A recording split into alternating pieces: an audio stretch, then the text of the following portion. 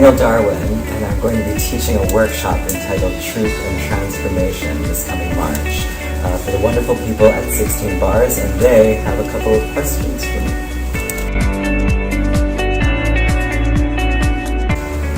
Well, my parents say I knew that I wanted to be a performer when I was like 3 years old, and I grabbed an ice cream cone and started singing into it, like a microphone. But I knew I wanted to be a performer when I was 8 because of a play entitled Widows, Orphans, and Wildebeests that Freddie Santos did with a bunch of people from the theater community here. And a play that I was fortunate enough to be part of at age 8.